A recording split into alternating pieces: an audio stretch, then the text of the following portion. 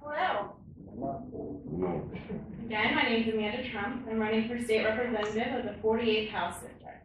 The 48th House District includes Jackson, Perry, Plain, North Canton, and Navarre.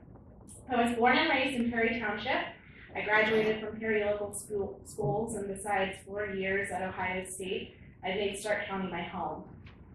When I hear about the policies and bills being introduced at the State House, time and again, I sit back and say, seriously? Are they seriously balancing the budget on the backs of local governments and schools? Are they seriously trying to dismantle our public education system?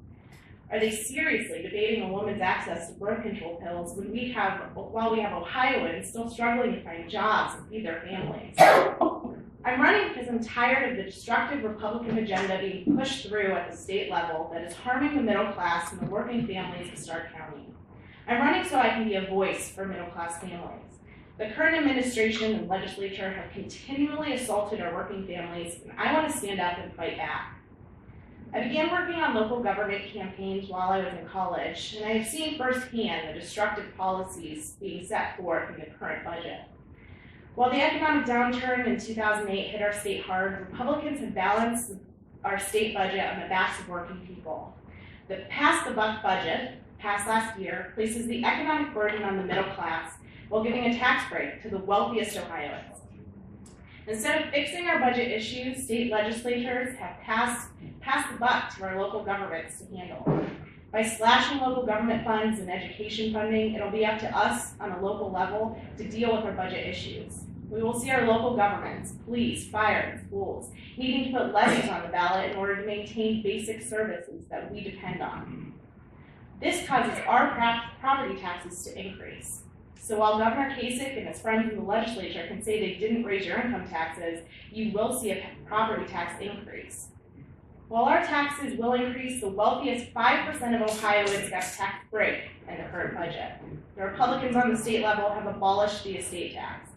The estate tax helped to fund local government services, and the tax only affected the wealthiest 5% of Ohioans, who happen to be dead.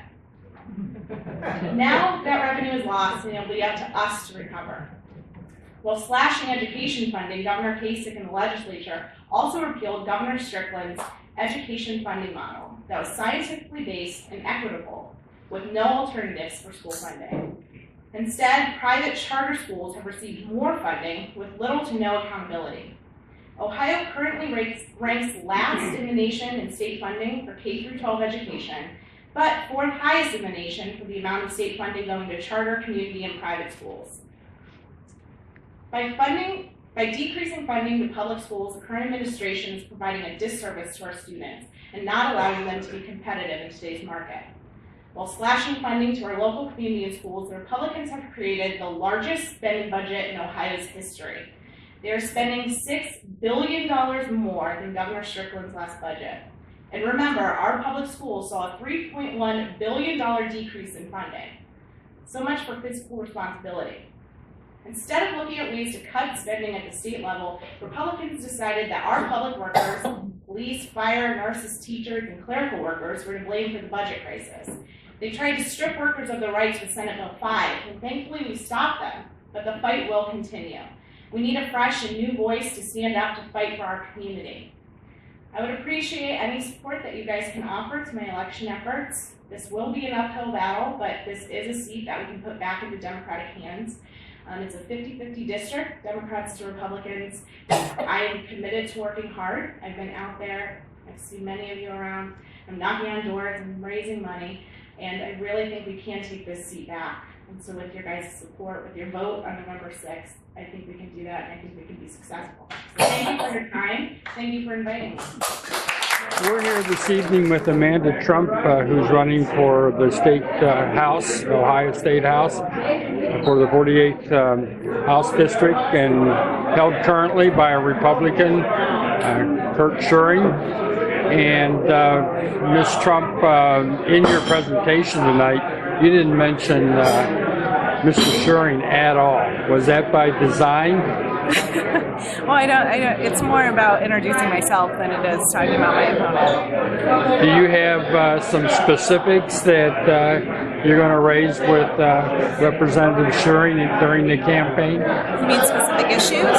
Right. Right, it's a lot about what I talked in my speech, talking about the budget, talking about Senate Bill 5. So I'm going to stick with the votes and the policies that have been destructive to Stark County.